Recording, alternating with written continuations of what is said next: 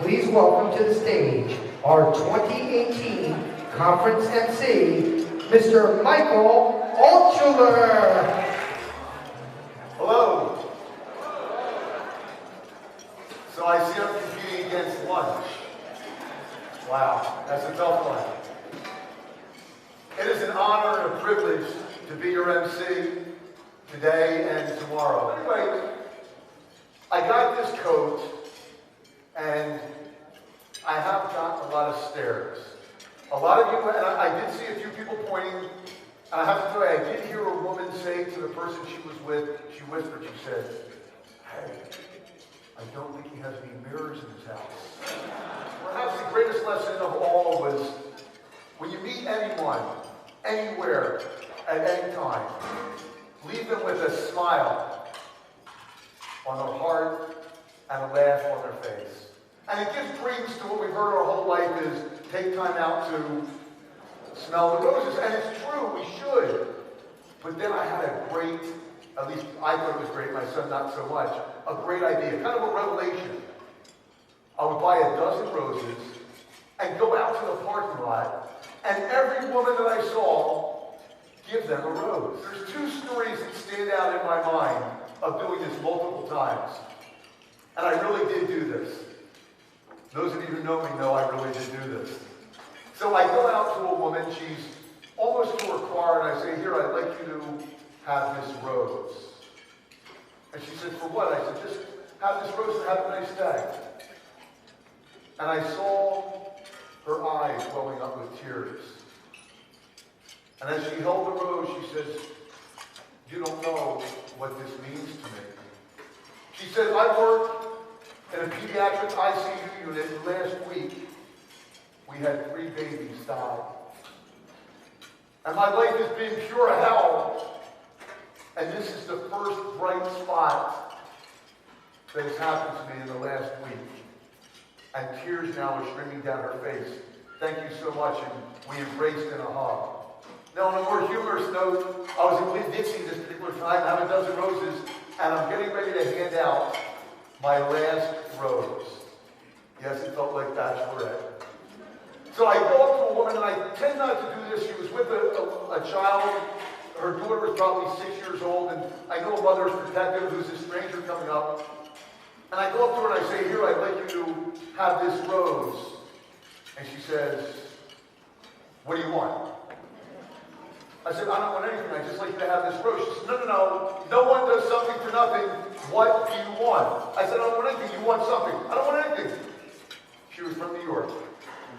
So, you know what? I talk about this story and I talk about random acts of kindness.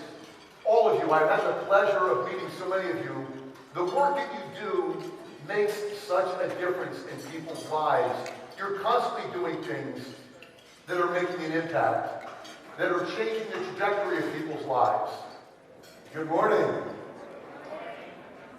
I did have many people come up to me and they introduced themselves and they said, "You look familiar, but I can't place where I know you from." I said, "I'm your MC. Oh, the code." And that's, so they kind of were a little upset that I toned it down today. Keep it up. Keep it up in the air. Good job. Good job. Let's go. Let's get those bodies moving. Oh boy. Look at this. What a champion. Oh no, that's okay. That's okay. I'm going to take a deck of cards. It's an invisible deck of cards. I'm going to throw you the deck of cards. I want you to catch it and follow my instructions. Pretty simple? Okay, and then we'll get to the creative part. And what was the card you selected? Hold that card like that. You want to show us the card?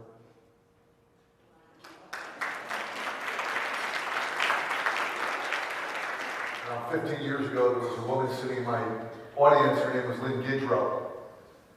And after she was done, she was touched by my talk, and she sent me a week later a poem that her grandmother, before she passed away, sent her. And like I said, regardless of whether it's a high-powered sales program or a peak performance program, all my keynotes since I received this poem are closed with a poem entitled, the dash. I read of a man who stood to speak at the funeral of a friend. He referred to the dates on her tombstone from the beginning to the end. He noticed it first came her date of birth and spoke the second date with tears. But he said that what mattered most of all was that dash between those years. For that dash represents all the time that she spent alive on earth. And now only those who loved her know what that little line is worth. For it matters not how much we have, the car, the house, the cash. What matters is how we live and love and how we spend our dash. So think about this long and hard, or the things you'd like to change. For you never know how much time is left that can still be rearranged. If we could just slow down enough to consider what's true and real and always try to understand the way other people feel. If we could be less quick to anger and show appreciation more and love the people in our lives like we've never loved before.